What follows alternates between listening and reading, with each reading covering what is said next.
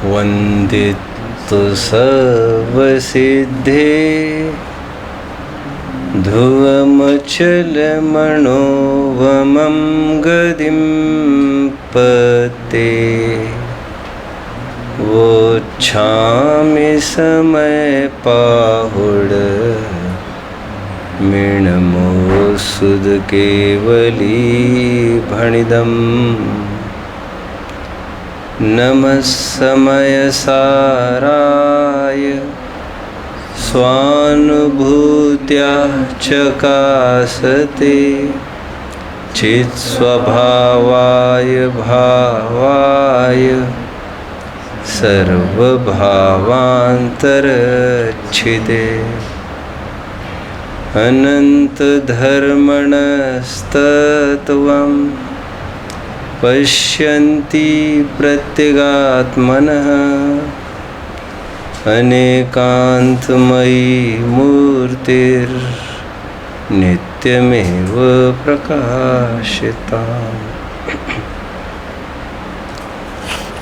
सुरापान, शराब सेवन एक ऐसा व्यसन, एक ऐसी विकृति जिससे ना दिन दिखता है और न ही रात दिखती है। तत्वर सूत्रकार की भाषा में ना ही माँ दिखती है और ना ही बहन दिखती है, ना ही गरीबी दिखती है, ना ही कंगाली दिखती है और ना ही अमीरी, ना ही अपना उच्च कुल दिखता है। चारुदत्त व्यसन कोई और होगा, सब व्यसन की लगभग एक ही बात है। ना ही अपना उच्च कुल दिखता है, ना ही अपना नीच कुल, ना ही प्रतिष्ठित लोग दिखते हैं, ना ही अप्रतिष्ठित लोग, ना नाली दिखती है ना गादी, सब एक समान लगता है। और व्हाट मोर टू से, यहाँ तक कि ये सामने विराजमान मुनीश्वर है ये तक नहीं दिखता, यदुवंशी। और यहाँ तक कि इतना बड़ा पद मैंने अंगीकार किया है, जगत पूज्य द्विपायन, यह तक होश नहीं रहती। एनीवे, जैसी ये विकृति है सुरापान, हूबहू एक आध्यात्मिक विकृति है, अपनत्व, जिसे कहते हैं मिथ्यात्व। ध्यान रखना, अपनत्व का अर्थ राग मात्र नहीं, ये कॉमन टर्म है। मिथ्यात्व, मिथ्यात्व, मिथ्यात्व भी एक ऐसी विकृति है अध्यात्म में। अपनत्व एक ऐसी विकृति है जो न सत देखती है न असत देखती है। फिर तत्वर सूत्रकार की तरफ, सद सतोर विशेषाद्य दृच्छ उपलब्धेर उन्मत्तवत्, और जिसको लेकर स्वरूप विपर्यास, कारण विपर्यास और भेदा भेद विपर्यास, सब प्रकार के विपर्यास को ही प्राप्त होता है। उसके जीवन में फिर कुछ भी सही नहीं चलता, सही नहीं चलता। मूल पहला घड़ा ही उल्टा रखा गया है। प्रथम ग्रासे मक्षिका एक, ये अपनत्व ऐसी चीज है जिससे न सत दिखता है न असत, दूसरी भाषा में न स्व दिखता है न पर। बस जो भी चीज दिखे उसको ग्रहण करूं, मैं अपना बनाऊं। जबकि एक चीज कभी भी दूसरी चीज की नहीं हो पाई है, नहीं हो पाई है। और ऐसा यदि होता तो विश्व के नाश की आपत्ति खड़ी होती। कई दफे हमने चर्चा की है, वैसे तीसरी गाथा की टीका में काफी चर्चा चली है। एकत्व विभक्त के कारण प्रत्येक द्रव्य सुंदर है, विश्व की सुंदरता बरकरार है, अन्यथा तो संकर दोष आ जाता। कितना भी संग, कितने भी पास आने पर भी एक द्रव्य दूसरे द्रव्य रूप तो नहीं होता। अनंत सिद्ध एक क्षेत्र के स्थान पर रहने पर भी एक दूसरे रूप नहीं होता, और जिसके कारण शेयरिंग की कोई बात यहाँ पर नहीं हुआ करती। कोई किसी के सुख दुख का बंटवारा कर सके या हरगिज संभव नहीं, हरगिज संभव नहीं। किसी दुखियारे को देखकर अपने मोह से हम भी दुखी हो तो वो बात अलग है, लेकिन हमारे दुखी होने से उसके दुख की कुछ कमी होगी, ऐसा कभी नहीं हुआ करता। आगे, अपनत्व एक ऐसी विकृति है जिससे न स्व दिखता है न पर, जिससे न संभव दिखता है न असंभव। पंडित जी साहब की भाषा में कषाय करना ऐसा है, कषाय एक अपनत्व के ही रूप है। ये सब कषाय करना ऐसा है जैसे जल का बिलोना कुछ भी कार्यकारी नहीं है। आप क्रोध से दूसरों को मारना चाहे, दूसरों का बुरा करना चाहे, लेकिन औरों का बुरा होना उसके भवितव्यताधीन है। आप स्वयं क्रोध करके क्यों पाप बंद करता है, क्यों क्लेश करता है? और इसी तर्ज पर मान कषाय में भी लगाना चाहिए। कैसे लगेगा? आप स्वयं महंत होना चाहता है, किसी और को नीचे दबाना चाहता है, लेकिन महंतपना होना, औरों का नीचे होना भवितव्यताधीन है। ऐसा परिणाम करके आप पाप बंद क्यों करता है? ऐसे सभी कषायों में हमें लगाना चाहिए। पंडित जी साहब निष्कर्ष की बात कहते हैं। मैं थोड़ा करंट सिनेरियो में बात करूं। जिन्हें दुखी नहीं होना हो वे पर में अपनत्व नहीं करे। वस्तुएं जितनी है इस विश्व में सभी असहाय, एक दूसरे से अत्यंत जुदी। ये आँख इसी आँख का काम करती है। देखिए विचित्रता, देखिए हमने आज तक बाएं आँख का ज़्यादा काम लिया है कि दाएं आँख का? आपको क्या लग रहा है? हाथ नहीं कह रहा हूँ मैं, नहीं तो आप फटक से उत्तर दे भी जाओ। हमने दाएं आँख का ज़्यादा प्रयोग किया कि बाएं? भाई साहब क्या ख्याल है? हाँ, दोनों का समान। Very good, very good, very good. ऐसा होने पर भी ऐसा कैसे हो गया? अच्छा, दोनों का ध्यान भी बराबर रखा, प्रयोग भी बराबर हुआ, धूप लगी होगी, जितनी भी बात हुई होगी, कुछ ऐसा काम करने में आया स्पार्किंग जैसा, वो भी एक सरीका ही हुआ। दोनों आँखों का ख्याल एक सरीका, जितनी भी पाप का उदय आया वो भी एक सरीका, पुण्य का उदय एक सरीका। ऐसा होने पर भी जो एक आँख में विकृति आई वो दूसरे में नहीं होती। कहते इस आँख में ये नंबर है, उस आँख में ये नंबर है। स्वतंत्रता देखिए। अच्छा, फिर एक प्रश्न, बाएं पैर का ज़्यादा प्रयोग किया है आपने कि दाएं पैर का उपयोग ज़्यादा किया है? हाथ का प्रश्न नहीं कर रहा हूँ मैं, पैर का प्रश्न कर रहा हूँ। क्या उत्तर है आपका? आप भी यही उत्तर देंगे, समान। ऐसा होने पर भी स्वाधीनता देखिए ना आप। ऐसा नहीं है कि किसी पैर का ज़्यादा प्रयोग किया। अभी ठंड में किसी में एड़ी फटती है, किसी में नहीं, किसी में कितनी वैरी होती है। अथवा जो पैर में दर्द चालू हुआ है वो दाएं में कभी होता है, कभी ये विचित्रता। स्वाधीनता देखिए।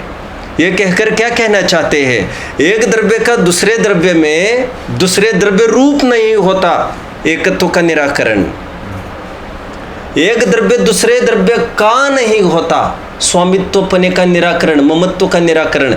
एक द्रव्य दूसरे द्रव्य का कर्ता नहीं, भोक्ता नहीं, कर्तृत्व भोक्तृत्व का निराकरण। प्रत्येक द्रव्य प्रत्येक समय में परिणमनशील है, वो कार्य करने में समर्थ ही है। 8वीं में था मैं। स्कूल जाते जाते लगभग 7-8 किलोमीटर पर स्कूल था हमारा, और 2-3 जन साथ साथ निकलते थे हम दोस्त सब, और जाते हुए बहुत सारे खेत लगते थे। तो कभी कभी थोड़ा रुकते भी थे, थोड़ा सा एन्जॉयमेंट जिसे कहते हैं। आज उसको कोई मक्करी कह सकता है। थोड़ा रुक भी जाते थे, आते आते भी थोड़ी मस्ती मजाक होता था। तो एक दिन की बात है कि जाते हुए देखा एक पेड़ पर एक ककून को तोड़कर, ककून समझ रहे? ककून नहीं, ककून इज अ शेल, अंडा टाइप एक चीज़ है जिसमें से वो तितली बाहर निकलने का प्रयास कर रही थी। अभी आप समझ गए होंगे, आप समझ रहे हैं ना मेरी बात को? लार्वा होता है वर्म, एनी वर्म। साइंस ऐसा बायोलॉजी कहता है कि कोई भी लट वगैरह होती है वो अपना एक जूस बाहर निकालती है, और उसी से it once a particular mesh, shell type covering which protects it from the surrounding. आप समझ रहे हैं ना मेरी बात को? जैसे सिल्क वर्म होता है। सिल्क क्या चीज़ है आखिर? सिल्क रेशमी कीड़ा होता है एक। वो जब वो रेशमी कीड़ा अपनी लार से अपना एक शेल तैयार करता है प्रोटेक्टिव, और थोड़ा निकलने को होता ही है तो लोग उसको फिर उबालने के लिए डाल देते हैं, जिसमें जीव ख़त्म हो जाता है और वो जो सिल्क होता है वो पानी में घुल मिल जाता है और उससे फिर आगे सिल्क बनता है, इसलिए उसका निषेध किया जाता है। एक दिन की बात है, जब मैं स्कूल जा रहा था, 2-3 मित्र थे, मुझे बहुत अच्छे से याद आ रहा है, लेफ्ट वर्ड्स की बात थी, और एक जन के खेत में एक तितली बाहर निकलने का प्रयास कर रही थी कोकून को तोड़कर। तो मुझे ऐसा लगा कि क्यों न इस तितली का थोड़ा सा बोलिए सहयोग किया जाए।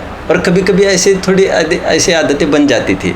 किसी कुत्ते को देखा, कभी एक्सीडेंट हुआ, कुछ हुआ, तो ऐसा भी उपक्रम हो जाता था, घर से बहुत हल्दी लाना, उसको लगाना करना। एनीवे तो तितली को देखकर ये विकल्प आए, बहुत छटपटा रही थी।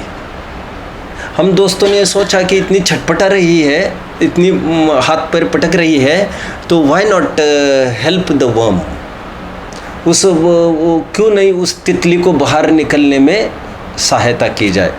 तो हमने छोटा सा उसको एक क्रैक कर दिया उसको, जिससे हमको साफ साफ ये ख्याल में आ गया कि कोकून टूट गया है। उसके बाद स्कूल की भी जल्दी थी, हम साइकिल पर बैठे निकले स्कूल की ओर। लौटते समय एक सहज विकल्प आया वहाँ पर देखने का।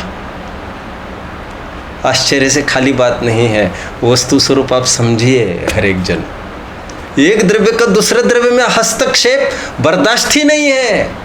इन each and every entity should given an opportunity to rise. वहीं पर नीचे देखा, तितली तो उड़ गई होगी ना अभी कब की, क्या हुआ होगा भाई साहब, वो नीचे गिरी थी। और जानते हो, वो मर चुकी थी। हमने तो तितली को कुछ भी नहीं किया था। हमने जितना जो कुछ किया था उस शेल को तोड़ने के लिए किया था, बहुत बड़ा होने के बाद। लेकिन तब एक विकल्प तो बना रहा, यार हम तो अच्छा करने गए थे, ये तो खराब हो गया, ऐसे कैसे हो गया। प्रकृति आपको इजाजत नहीं देती पर में छेड़छाड़ करने की, वो बाह्य द्रव्य को असमर्थ समझने की चेष्टा आपको नहीं करना चाहिए। उसका जो भी होगा उत्थान पतन वो अपनी दम से ही होगा। तो बाद में जब थोड़ा पढ़ने लग गए, 12वीं वगैरह के बाद एक कुतूहल जागृत हुआ। टीचर को सहज पूछा, how did that thing happen. तो टीचर ने बहुत प्रेम से एक समाधान किया था उस दिन, आज भी याद आता है। उन्होंने कहा, you are talking about cocoon sir. तो उन्होंने कहा, यह कोकून जो स्वयं सेल्फ मेड एक पार्टिकल है, जब एक पर्टिकुलर ग्रोथ होने के बाद वो तितली बाहर निकलने को देखती है तो उस पंखे में खूब जोर लगाती है अपने, और उसी के जरिए जब वो रगड़ के बाहर आती है कोकून को तोड़ते हुए, तो अपनी खाल भी पूरी उधेड़ जाती है उसकी, और खाल उधेड़ती है और बहुत प्रेशर लगाती है वो पंख पर। और यदि उसको प्रेशर नहीं लगे पंख पर, तो जीवन भर के लिए वो तितली अपाहिज हो जाती है, उसमें ताकत नहीं होती, या तो वो उड़ी ही नहीं पाएगी जीवन भर, जिंदा रहेगी तो। और सेकंडली उड़ना और विचरना ही उसका जीवन है। सेकंडली तो वो मोर ओवर तो मर जाती है, और जितनी देर भी जिंदा रहती है वो उड़ नहीं पाती। फिर हमेशा के लिए उसकी, तुमने यू सचिन टीचर बोल रहे थे, आपने उसकी शक्ति छीन ली। किस सोच में छीन ली? उसको शक्ति देने की, सहायता देने के विकल्प से। कोई द्रव्य आपके द्रव्य का, आप अन्य द्रव्य का मोहताज नहीं है। मरते समय तो अच्छे से मरिए ना आप, मरते समय तो अच्छे से मरिए। इतना साल आप जी गए, कितने घंटे आप जी गए, कितने मिनटों आप जी गए, अंतिम घंटा आपको मिला है भाई साहब, उसमें भी आप यही करोगे क्या? विकल्प में इतनी सुंदर ये 3 गाथाएं आ रही है। 3 गाथाओं का मैं पहले बताऊं, थीम सेम है, बस उसमें क्या किया आचार्य देव ने। देखिए, किसी भी चीज का, जैसे हमने कहा मुनिराज ने हिंसा का त्याग किया। हिंसा का त्याग किया का क्या तात्पर्य है? उसका पेटा खोलिए, हिंसा नहीं करेंगे। एक ना ही कराएंगे दो, ना ही प्रचार प्रसार नहीं कर सकते वे, जिसमें हिंसा हो ऐसा कोई प्रचार प्रसार नहीं कर सकते। ग्रंथ खूब छपाना चाहिए आपको, ऐसा उपदेश दे सकते हैं कि मुनिराज आपका क्या ख्याल है?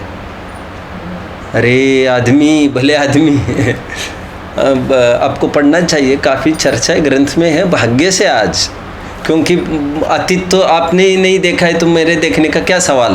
पहले ज़माने में मंदिर के आप ही तो बोल रहे थे थोड़े दिन पहले, लोहे का प्रयोग नहीं हुआ करता था मंदिरों में, बिना लोहे के पुराने इतने प्राचीन मंदिर भी बिना लोहे के, लोहा बनाने में इतना घात होता है। And you are questioning about the architecture of then तुम ये पूछ रहे कैसे बनता होगा, और आज के ज़माने में मॉडर्न हो गया है। अरे धोखे में है, कितने मंजिले बन जाते थे उसके बिना। 1 2 टोडरमल जी के ज़माने की बात लिखी है उन्होंने, जो आई थिंक यदि मैं गलत नहीं हूँ, मेरा स्मरण यदि ठीक है, तो 60 गज बाय 60 गज का एक शामियाना खड़ा करने का प्रयास किया था उन्होंने। कब? इंद्रध्वज मंडल विधान उन्होंने किया था, आयोजन कराया था टोडरमल जी ने। उसमें उल्लेख है जितनी भी रोड़ी आदि जितने भी प्रयोग हुआ है रंग का, that is all home made वो सब एक जेन्युइन मटेरियल से बना है, ऐसे भी उल्लेख है। और कितना मतलब हम मानना चाहिए हमें, आपका स्वाध्याय भवन से तो दुगुना वो चबूतरा बना था केवल, जिसमें 13 द्वीप की रचना हुई थी टोडरमल जी के काल में, और एक भी इम्प्योर मटेरियल नहीं। उसी में और ऐसी चर्चाएं हैं, पहले ज़माने में दर्जी को भी मंदिर में बुलाया जाता था।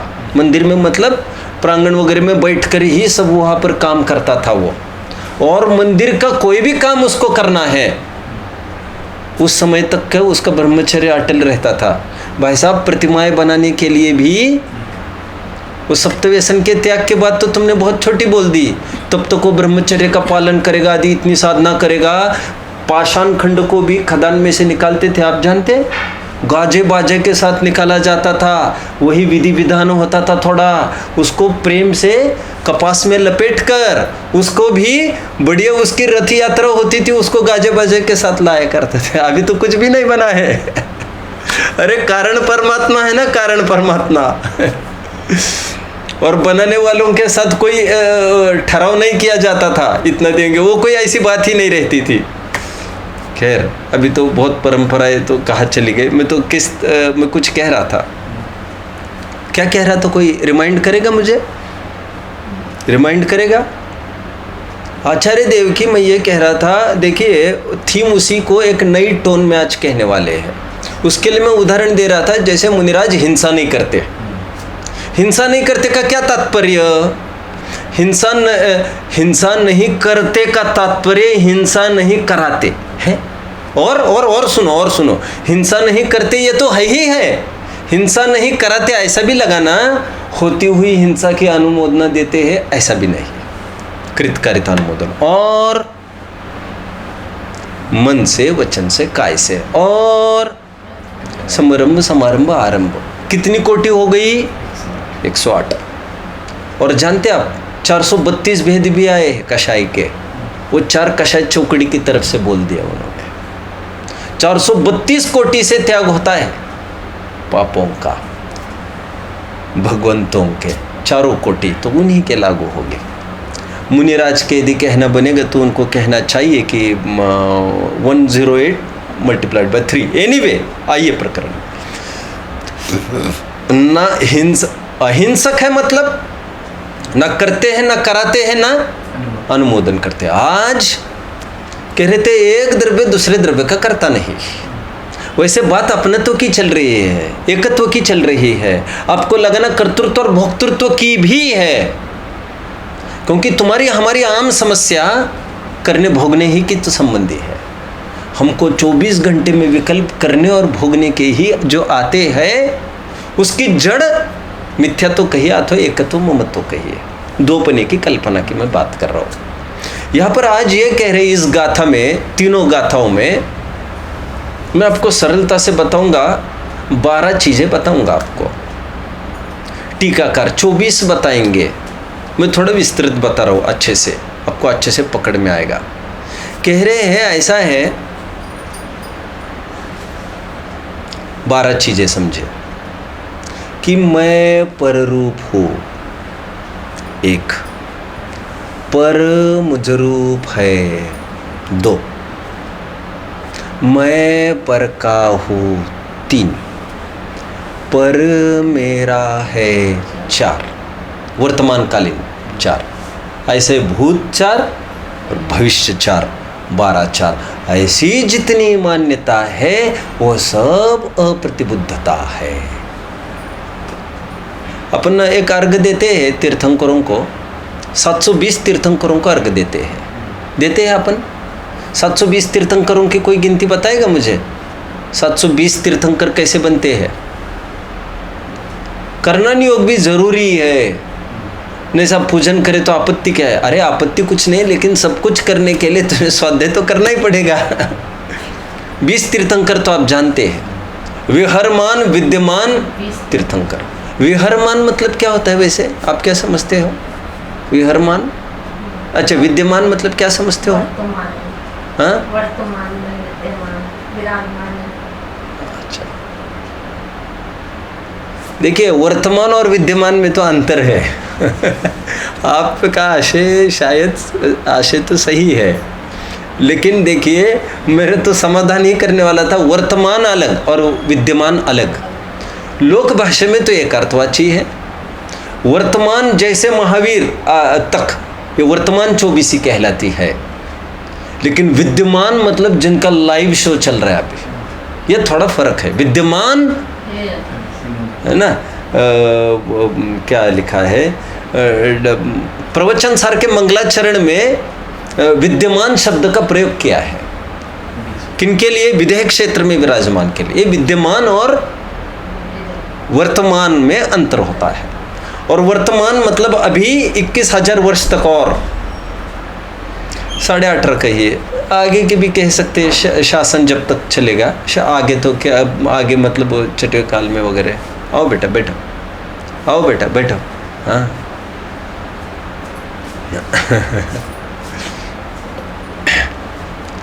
तो जब तक शासन काल चलेगा तो कहते हैं वर्तमान 24। Anyway, what is विहरमान?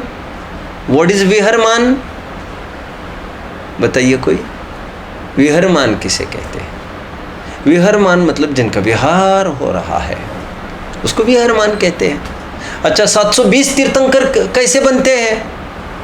इसको कोई बताइए, 720 तीर्थंकर कैसे बनेंगे? देखिए, भरत क्षेत्र के 5, भरत क्षेत्र के 5 ऐरावत के 5 कितने हो गए? 10। 24 होते हैं ऐसे। कितने हो गए? 240। त्रिकालवर्ती कितने हो गए? 720। समझ में आ रहा है आपको? यह 720 तीर्थंकरों की जो गिनती है, अलग सा अर्घ दिया गया है, उनमें विदेह क्षेत्र के समाविष्ट नहीं है, लेकिन विगत 24 आगामी 24, वर्तमान तो है ही 24।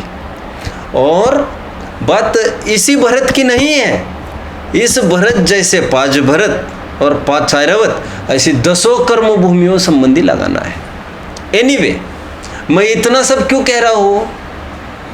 हमें जब भक्ति का व्यापक रूप समझना है तो संकीर्ण दायरे से हटकर थोड़ा सा व्यापक रूप में आपको ले गए और ये बताया त्रिकालवर्ती 720 को दिखाओ। लेकिन 720 भी एक संकीर्ण दायरा है फिर, क्योंकि भूतपूर्व और आगामी को याद करना और उनके पहले को क्या करना। तो यहाँ पर क्या कर रहे हैं आज? कहते हैं यह मैं हूँ, वह मैं हूँ।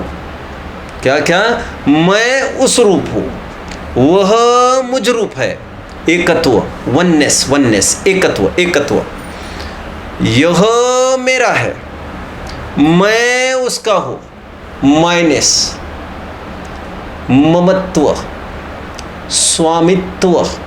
यह मेरा, मैं उसका। 4 बोल हुए। ऐसी मान्यता अप्रतिबुद्धता है। अभी नई बात क्या कर रहे हैं आचार्य देव, इसमें थोड़ा सा समझिए। ये तो 19वीं गाथा में हम पढ़ चुके। अहमिति अहकम च कम्मनो कम्मम। और किस में द्रव्य कर्म में, भाव कर्म में और नो कर्म में।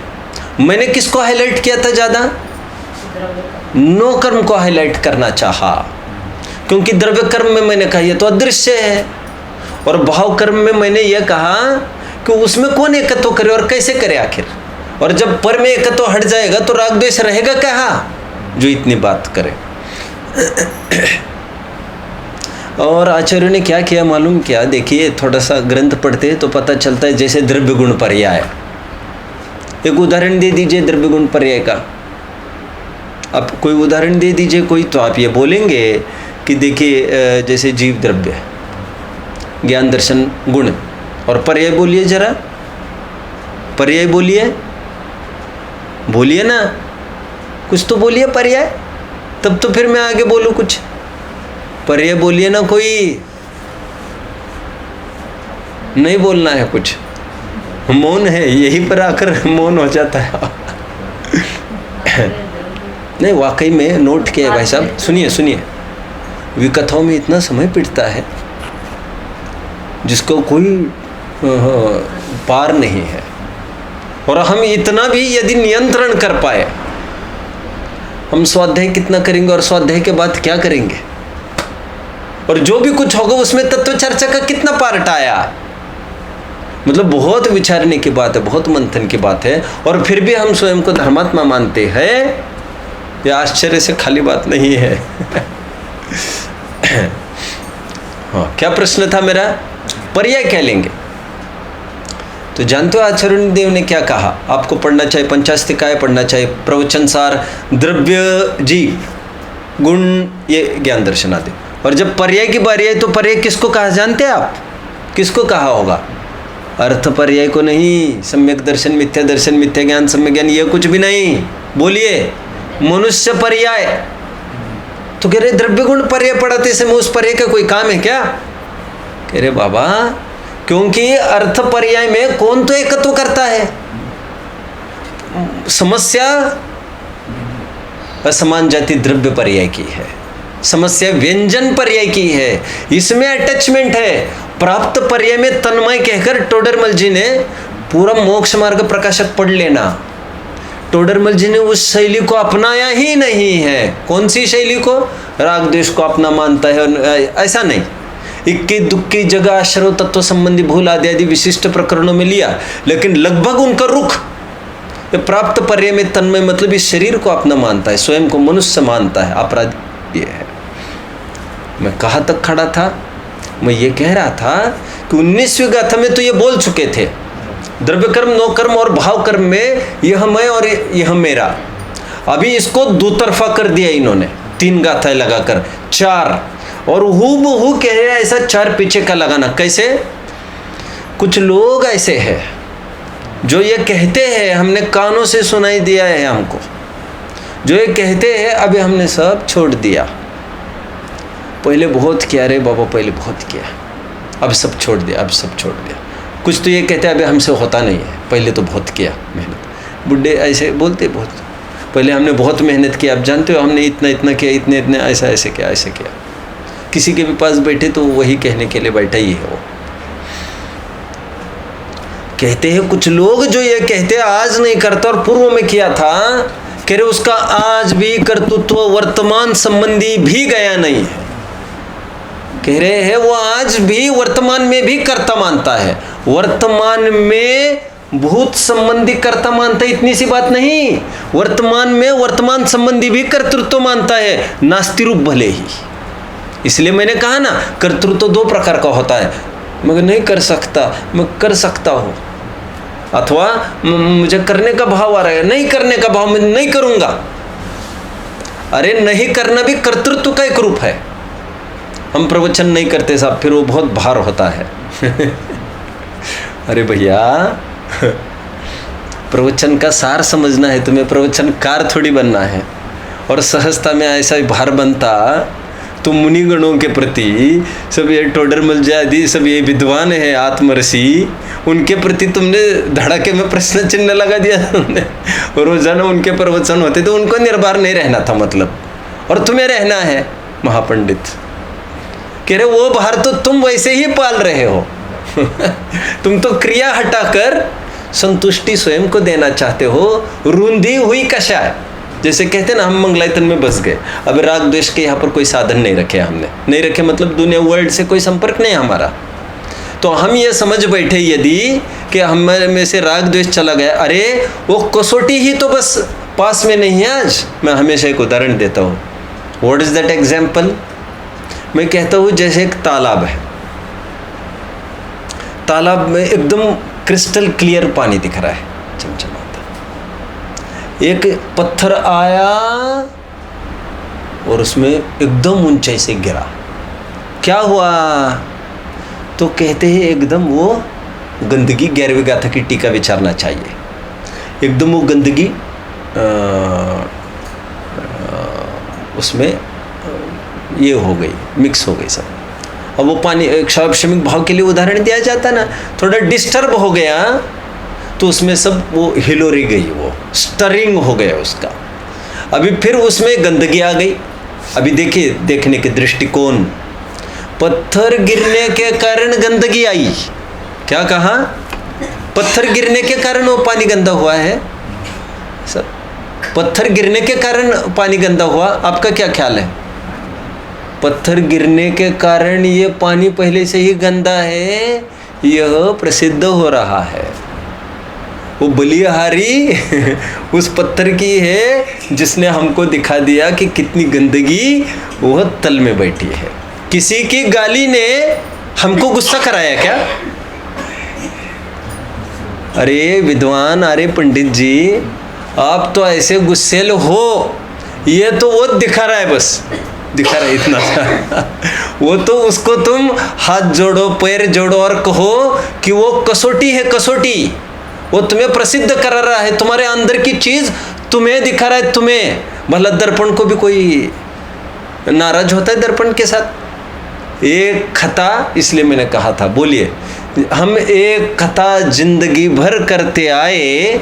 बोलो, धूल तो चेहरे पर थी और साफ दर्पण को करते रहे। अभी दर्पण का कितना गुस्सा करना चाहिए, उसने हमारी गंदगी दिखाई तो। अरे भाई एहसान मानो और उपचार यहाँ करो। बाहर जितना भी व्यवहार होता है उसके जरिए हमें हमारा क्रोध, मान, माया, लोभ प्रकट दिखते हैं। तुलसी आदि कवि ने तो लिखा, क्या लिखा? क्या? दुर्जन नियरे राखिए। दुर्जन को क्या करना? सज्जनों के पास हमको रहना है। अरे भाई तुम दुर्जनों के पास रहो। मुझे याद नहीं आ रहा है ज़्यादा। एक बहुत बड़े लीडर रहे विदेश में। लब्धि बेटा सुन रही हो? एक बहुत बड़े लीडर रहे विदेश में। जब वह पीएम बन गए, स्तर से आगे बढ़ते हुए प्राइम मिनिस्टर बने, तो उन्होंने क्या किया मालूम? रोजाना जो अखबार में अपना विरोध करता था प्रदर्शित, उसको बनाया अपना खास आदमी, सलाहकार। तो कहते ये कैसे हो सकता? तुम्हारे जीवन में सबसे ज्यादा अच्छाई तुम्हारा कट्टर शत्रु कर सकता है, क्योंकि शत्रुओं में यह खासियत है, आपकी इतनी सी चीज को वो मैग्नीफाई करके कहेगा। और तुलसीदास ये कहते हैं, दुर्जन यदि कोई हो तो उसको बुलाओ, तो उसके बगल में कोई मिलती है जगह तो देखो, नहीं तो उसको यहाँ बुलाओ। और एक काम करो, घर के बगल में नहीं, आंगन में एक छोटी सी जगह बनाइए, उसमें कुटिया भी स्वयं बनाइए और उसको अनुनय विनय करे, भैया तुम रहो जरा यहाँ पर। बिन पानी बिन साबुना, बोलिए, निर्मल करे स्वभाव। आचार्य ने बहुत एक अच्छा छंद लिखा, अहो खलस्य पि महोपयोगा। सुना है ये छंद भाई साहब? ये खल होते ना, खल बहुत उपयोगी है। खल खल होता है ना, बहुत उपयोगी है भाई साहब। क्यों, क्या उपयोग इसमें? इसमें कहने को तो पूरी शुष्कता है, कोई स्निग्धता नहीं है, स्नेहम द्रोहायत परिशीलनेन। बिल्कुल भी आप समझ रहे अर्थ? खल खल समझ रहे हो? खली खली खली आप तो सब समझ सकते हो। शहरी आदमी को समझाने में तो पसीना छूटेगा ये सब बातें। कहते खली होती है वो बहुत कार्यकारी चीज है, स्वयं में तो अपने में कुछ स्निग्धता होती नहीं। इतनी रुक्ष होने पर भी साहब उसका सेवन करने के बाद बाल्टियां भर भर के, और दूध की और घी की जो नदियां बहती वो इसी की बदौलत। किरिक दूसरा अर्थ आचार्य देव करते, कहा गजब का है। हमारे यहाँ एक ग्रंथ है, आई थिंक इट इज धर्म शर्म्योद्योत है, और उस ग्रंथ में एक साथ आचार्य ने, I think it is from, वे कौन कवि थे जिन्होंने वो लड़का ला कर रखा, फिर वो कौन, धनंजय धनंजय धनंजय धनंजय कवि ने एक ऐसा साहित्य लिखा है जिसके एक लाइन में दो अर्थ होते हैं। पूरा साहित्य ही ऐसा है, और दो मतलब ये रामचरित्र भी है और ये आप इसको पांडव पुराण भी कह सकते हैं। आप समझ रहे हैं? महाभारत भी है और रामायण भी है। वो जैसे एक अर्थ किया तो वहाँ पर इसका अर्थ राम भी होता है, इसका अर्थ अर्जुन भी होता है, फिर उसका अर्थ ये भी ऐसा पूरा ग्रंथ इसी ढांचे पर है। कालिदास को देखकर लिखा उन्होंने, उनकी टक्कर का माना गया है। एनीवे, मैं कहाँ तक आया था? मैं कुछ कह रहा था, कहाँ तक बात थी? मैं कुछ कह रहा था महत्वपूर्ण, बोलिए। हाँ, मैं ये कह रहा था, आचार्य देव ने इतना अच्छा छंद लिखा। वे कहते हैं कि खल भी बहुत उपयोगी है। खल मतलब खलनायक, विलेन, हमारे शत्रु, दुर्जन। क्यों? कहते हैं उनमें स्नेह स्निग्धता बिल्कुल नहीं, राग बिल्कुल नहीं है, लेकिन हमारे में से वो अच्छी से अच्छी बातें बाहर निकालने का उनमें खूबी है, क्योंकि वे हमारी कमी कहेंगे, हम उसका सुधार करेंगे। कितने नहीं तो ऐसे चापलूस से घिरे रहो जो अहो रूपम अहो ध्वनि। ये कौन ध्वनि है? ये अपनी ध्वनि है क्या? क्या अपना रूपम क्या है ये? आप चलिए देखो क्या कह रहे हैं यहाँ पर, भूतकाल की बात कर रहे हैं। वे ये कह रहे हैं हमने कानों से ऐसा सुना है, कुछ लोग ऐसा कहते हैं अब हमने सब करना छोड़ा, पहले हमने बहुत किया है। और ऐसा भी सुना है हमने किसी किसी से, आज नहीं, हम आगे आगे यही सब करना है। हमारे पापा ने हमको बोला है बेटा आगे सब यही करना है तुमको, अभी तो तुम पढ़ लिख जाओ। तो कहते हैं उसका कर्तृत्व भविष्य में नहीं है, आज है, अब भी है, भविष्य संबंधी ही नहीं है, वर्तमान संबंधी भी है कि मैं नहीं करता हूँ वाला। अब समझिए बात को, समझिए जरा। देखो चरणान योग अलग प्रकार से समझाता है, और अध्यात्म चरणान योग समझाने के बाद ऐसा ऐसा समझा कर जाता है, वही अध्यात्म आता है। कहता है क्या कह रहा था ये, इनकी बातों में बताओ। हमको ऐसा लगता है कि दोनों में कुछ जमती नहीं है क्या? चरणान योग ये कहता है आज ब्रह्मचर्य से रहो, फिर तुम्हें कम से कम 32 मिलेगी। कहता है तुम आज गृह त्यागी बनोगे तो लाखों विमानों के मालिक बनोगे। तुम आज थोड़े भोजन पान पर तुम्हारा संयम लगाम लगाओगे तो तुम्हें कहो तो भूख ही नहीं लगेगी। तुम ऐसा रहोगे तो तुम्हें थोड़े कपड़े आदि का विकल्प तुम ख़त्म कर दो, तो तुम्हें रेडीमेड ही ऐसी थोड़े सजने वजने का भाव ख़त्म करो, लदे रहोगे वहाँ पर एक से बढ़कर एक, सहज ही साथ दे वहाँ पर। अच्छा कह रहे आगे के भाव का लोभ दिखा दिखा कर अभी छुड़ाया। चरणान योग ने महती काम किया है, क्यों कषाय को घटाया है, क्योंकि अभी वर्तमान में जो घटना तो उसको एक पता तो चलेगा ना, जब जिसको जीना सीखना आया उसके बिना, तो अभी भविष्य में अभी रहने तो दो, अभी तो ठीक है, अभी तो आदत लग गई हमको, अब नहीं चाहिए, तो बाद में हो जाएगा। लेकिन अध्यात्म क्या कहता है? कहता है कि आज शादी करने का विकल्प छोड़कर भविष्य में इतना भोगने का विकल्प करना। कहते तो कितनी बड़ी बात है। कह रहे भविष्य में भोगने की कल्पना कर करके क्या आज ही उस पर कोई सील लागू नहीं हो रहा है भोक्तृत्व का?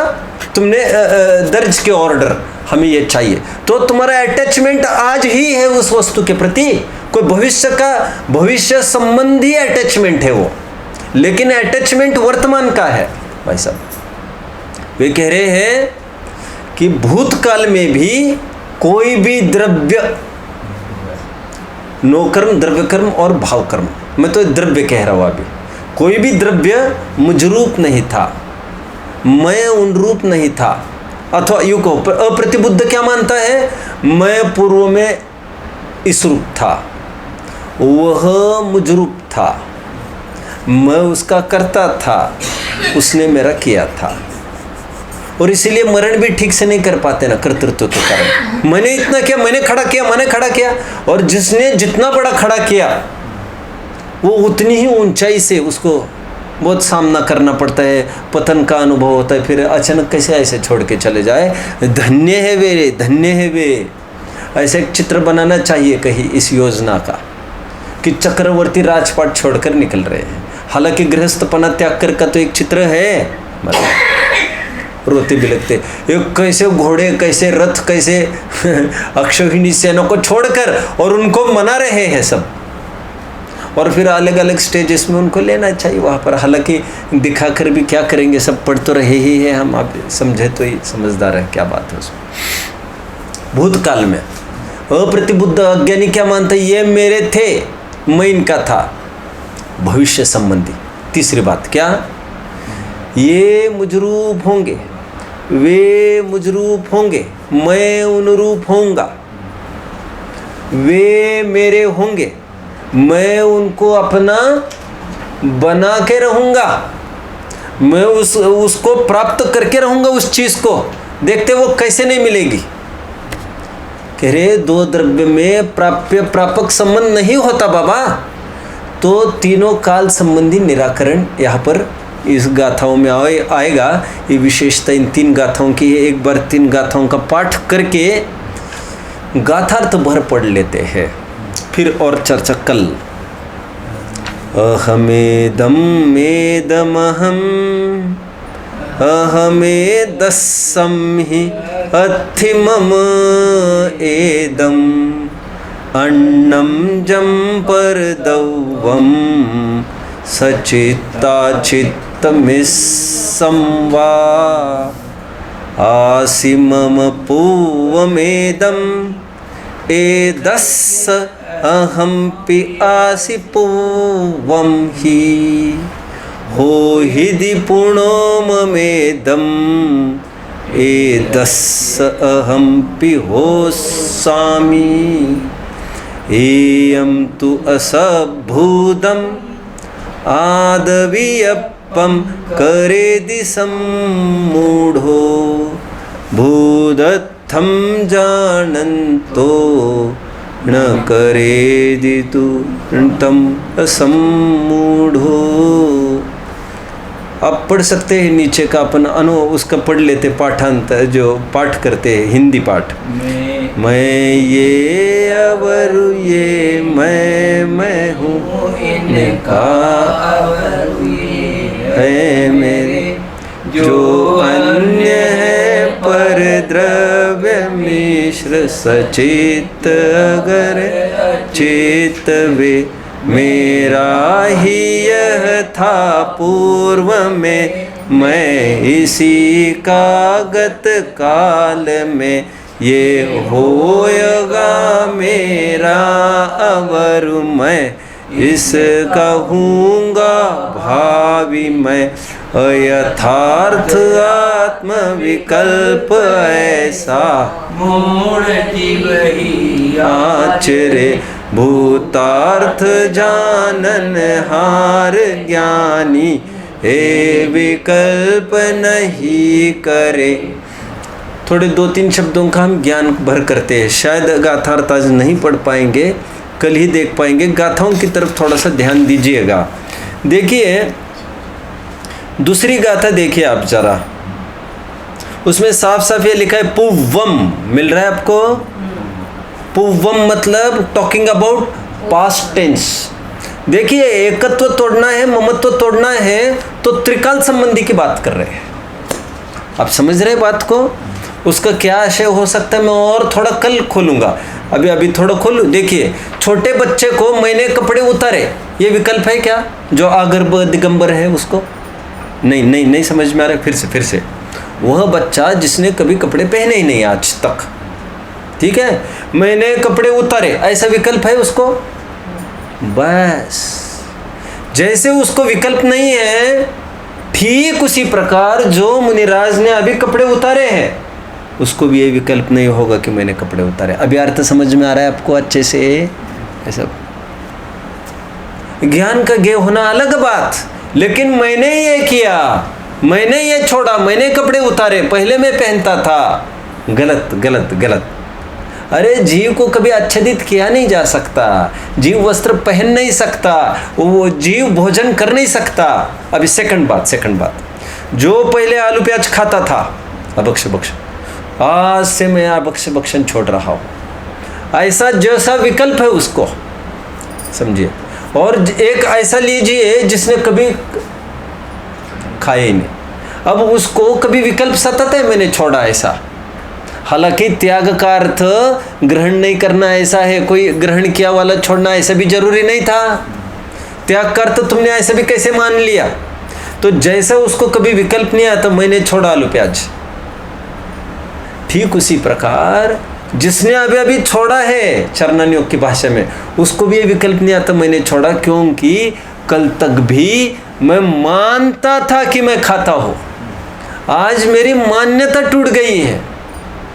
भाई सब ठीक है, इसमें छलावे की कोई बात नहीं है, क्योंकि चरणान योग तो बराबर भाषा में बात करता है, कल खाता था और आज नहीं खा रहा है। द्रव्यन योग ये कह रहा है कल तक मानता था मैं खा रहा हूँ, आज बराबर मानता है कि ना कल खाता था ना आज खा रहा हूँ ना भविष्य में खाऊंगा।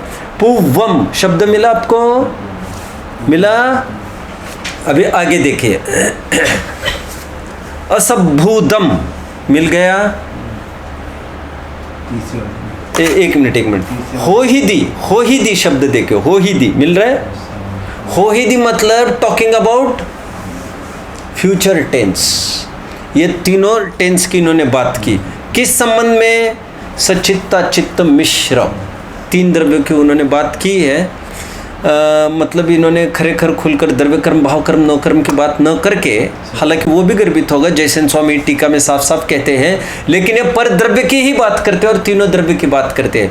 वे क्या है, उसका क्या अर्थ करना, मैं तो धीरे धीरे प्रवेश कर रहा हूँ, 1-2 दिन और लग सकते इस गाथा में। देखिए वैसे बहुत थीम बहुत ऐसा कोई गाढ़ा नहीं है इस गाथा टीका में, शायद कल हम पूरी करें, नहीं तो परसों देख लेंगे इसको। ओम नमः।